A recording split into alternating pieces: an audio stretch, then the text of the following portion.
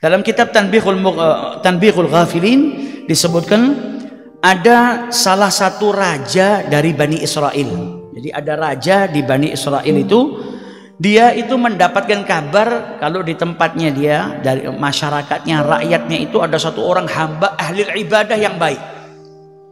Jadi ahli ibadah yang luar biasa, maka dipanggil ahli ibadah tadi. Orang saleh tadi dari Bani Israel dipanggil.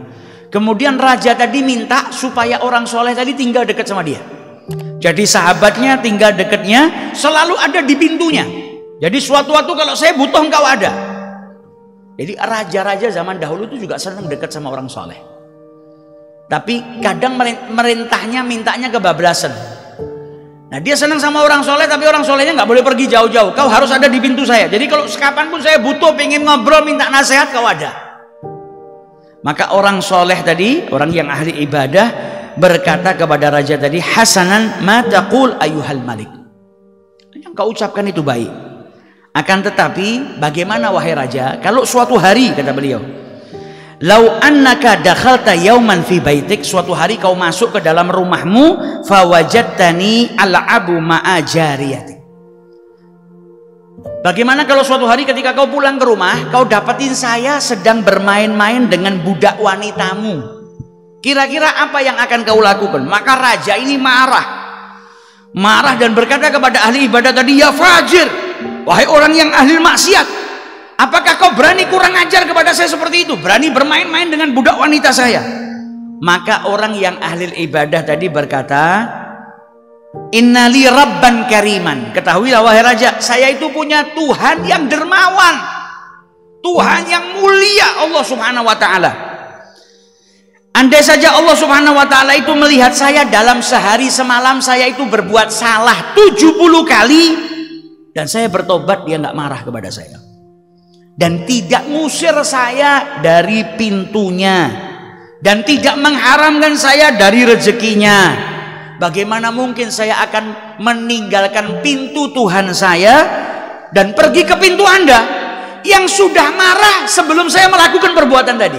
Kau sudah marah dulu. Bagaimana mungkin saya milih pintu Anda dan meninggalkan pintu Tuhan saya? Saya ini punya Tuhan yang kalau saya berbuat salah walaupun 70 kali, dia nggak marah kepada saya, asalkan dia bertaubat kepada Allah subhanahu wa ta'ala. Ini orang bukan ngeringankan atau gampangkan perbuatan dosa ya, enggak. Tapi dia menunjukkan bagaimana rahmatnya Allah, bagaimana maghfirahnya Allah. Dan andai saja saya berbuat maksiat, Allah nggak haramkan saya dari rezekinya, nggak ngusir saya dari pintunya.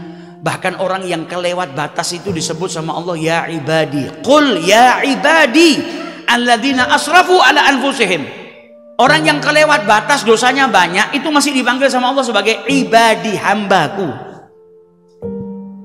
Ketika berlumuran dosa, banyak dosa, apa kata Allah subhanahu wa ta'ala? La taqnatu min rahmatillah. Jangan pernah kalian berputus asa akan rahmatnya Allah. Innallaha yaghfiru dzunuba jami'a.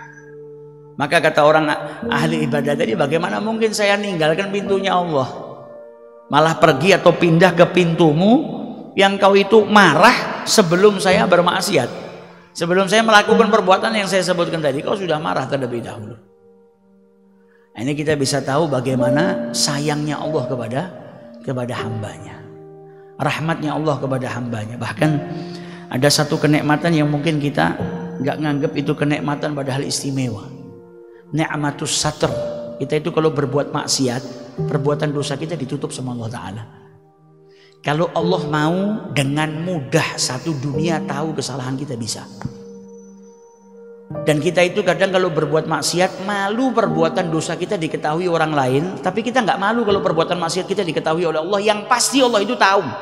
Bahkan saat kita berbuat maksiat Allah melihat. Terkadang kita lebih malu sama makhluk, malu sama manusia, tapi nggak malu sama Allah Subhanahu wa ta'ala. Dan di atas itu masih ditutup sama Allah Ta'ala. Kau malu sama makhluk, ditutup sama Allah. Kau ketemu sama orang nggak tahu perbuatan dosamu, nggak tahu kejelekanmu, maksiat, tapi masih diberikan kenikmatan sama Allah Ta'ala. Lihat bagaimana rahmatnya Allah. Maka harusnya kalau kita bertafakur bagaimana kasih sayangnya Allah, rahmatnya Allah kepada kita, menjadikan diri kita itu malu. Sampai akhirnya kita menyatakan dalam diri kita, apa nggak pantas kalau sampai saya itu bermaksiat kepada Allah Ta'ala.